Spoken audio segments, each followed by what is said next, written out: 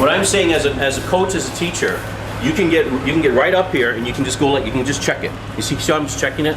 I'm pulling it up because I'm checking to see if you guys got the Continental right, because I'm tugging this way.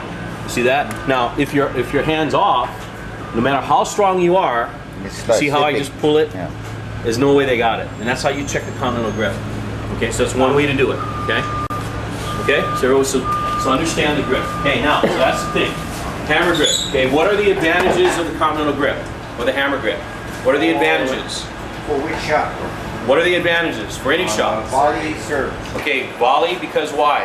You need both sides, and it opens up. Right, because on the volley, you don't have to change grips. Change grip. Okay, so you keep the same grip for both sides. What else? What other advantages?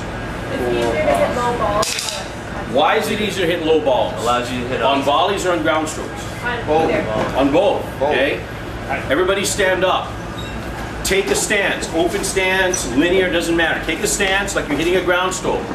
What happens when your racket face goes down low? What happens to the angle of the racket face in the Continental grip? It opens. Right? It opens. That's why it's easier to play lower balls with a Continental grip. Okay?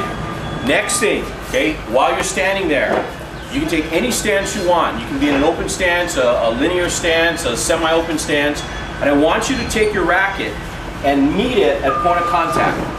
Meet it at point, so where your point of contact is. Now, at that same point, take the face of the racket and flatten it out.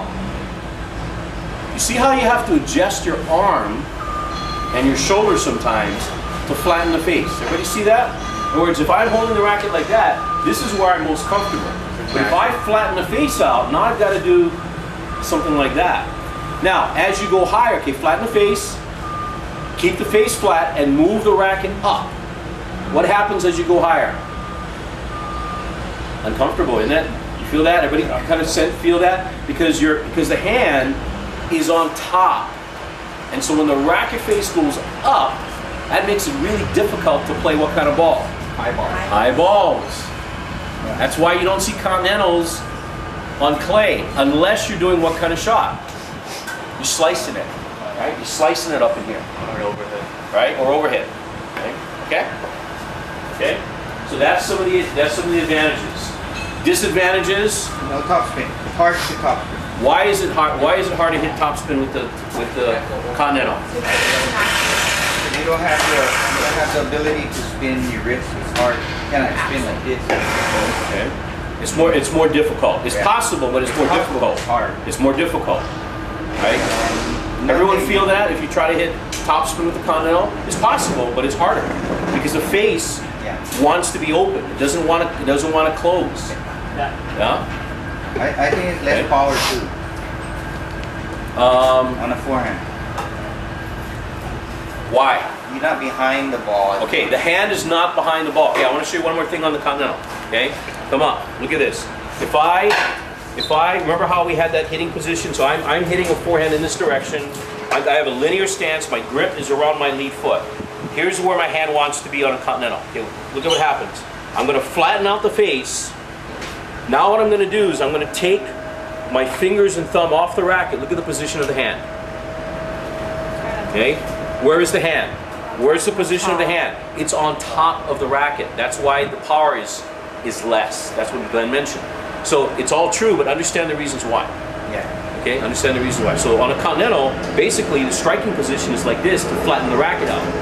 Okay, if I put my hand in a better position, my hand's like that. So if I grab my Continental, that's why the volley is perfect for Continental grip or low balls, right? Hitting a low ball, there's a low ball because the hand is under. Right? So it's a position of how the hand is in relationship to the grip. Okay. So that kind of help you guys with that? Okay. Talk about surface. When do you use Continental grips? What kind of surfaces? Fast surfaces like grass. That's why Continental. That's why when the Australian Open was on grass and when Wimbledon is still on grass, and at one time, remember the U.S. Open before 1968 was played on grass. So back in all, that's why when you look at pictures for the mid-60s, players played with Continental grips. Why? Because the majority of surfaces were fast. They were grass. What's happened to surfaces over the last 30 years? It's gotten slow. Even Australia has changed their surfaces several times. The US Open used to be on clay at one time. Right? All the European tournaments, right? Balls bounce high. We'll get to the Western later.